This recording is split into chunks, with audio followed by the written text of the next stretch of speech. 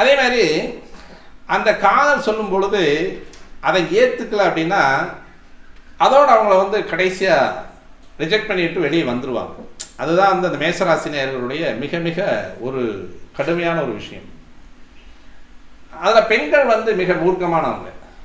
எப்படின்னா இந்த லவ்வை ப்ரப்போஸ் பண்ணுறாங்க, ஏன்னா அதை முடிவுக்கு வந்து தான் சொல்லுவாங்க. அதாவது வந்து இவங்க தான் முடிவு எடுத்துகிட்டு தானே அதை வந்து சரி பண்ணுறவங்க. அதனால் அந்த முடிவுக்கு வந்ததுக்கு முன்னால் தான் அந்த ஆண் நண்பர்கிட்ட அல்லது சக தோழன்ட்டையோ அல்லது தான் விரும்பக்கூடிய ஆண்ட்டையோ வந்து அந்த காதலை சொல்லும் பொழுது ஏற்றுக்கிட்டாங்கன்னா அவங்களுக்கு இவங்கள மாதிரி ஒரு பாதுகாவலர் யாருமே கிடையாது. அவ்வளோ விட்டு கொடுப்பாங்க, சொந்தத்தை விட்டு கொடுப்பாங்க, தன்னுடைய தனித்தன்மை அப்படின்னு சொல்லக்கூடிய ஈகோவை விட்டு கொடுப்பாங்க, தனது வசதிகளெல்லாம் விட்டு கொடுக்கக்கூடியவங்க. நம்பி அதாவது சரி அப்படின்ற மாதிரி அந்த காதலை ஏற்றுக்கிட்ட அந்த பையனுக்காக இந்த பெண் மேசராசி பெண் அப்படின்னு சொல்கிறவங்க மிக கடுமையாக போராடி அந்த காதலை வந்து ஏற்றுக்குவாங்க. அந்த அளவுக்கு மிக மிக ஒரு அற்புதமான ஒரு எண்ண வெளிப்பாடுகளை வெளிப்படுத்தக்கூடிய ஒரு ராசி மேசராசி. மேசராசியில் பிறந்த பெண்கள். அதே மாதிரி ஆண்களும் அதே மாதிரி தான் சட்டுன்னு சலனப்படக்கூடிய அமைப்பில் நிறைய, அதாவது மேசராசி ஆண்களுக்கு சலனம் அப்படின்றது வந்து நிறைய இருந்துகிட்டே இருக்கும், சபலம் அப்படின்றது வந்து நிறைய இருந்துக்கிட்டே இருக்கும். ஏன்னா இது 2 கூடிய வந்து சுக்கிரனாக இருக்கும். 7ஆம் இடத்ததிபதியும் சுக்கிரன், 8ஆம் இடத்ததிபதி செவ்வாய். அதனால் அந்த சபல புத்தி அப்படின்றது வந்து அதிகமாக இருக்கிறதுக்கான வாய்ப்புகள் நிறையவே இருக்கு.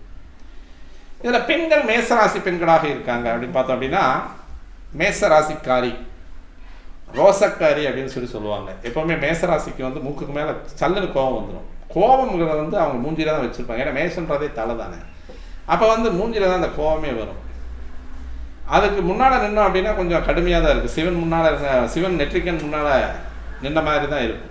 கொஞ்சம் கடுமையான கோபத்தை உடையவர்களாக இருப்பாங்க. அதேமாதிரி கணவனோடு கருத்து வேறுபாடு, கருத்து மோதல் அப்படின்றதெல்லாம் வந்து சகஜமாக இருக்கக்கூடியதான் மேசராசி பெண்களுக்கு. அது பகலில் சண்டை, இரவில் வந்து சமாதானம் அப்படின்ற மாதிரியான ஒரு அமைப்பில் தான் இந்த மேசராசி போயிட்டே இருக்கும்.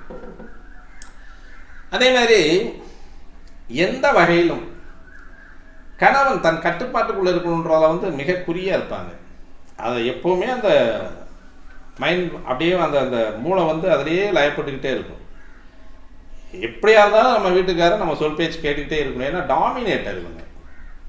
அப்போ இந்த டாமினேட்டர் பர்சன் அப்படின்னு சொல்லக்கூடியதில் மேசராசி பெண்கள் பிறந்துட்டாங்க அப்படின்னா கொஞ்சம் கட்டி போட்டு தான் வச்சுருப்பாங்க.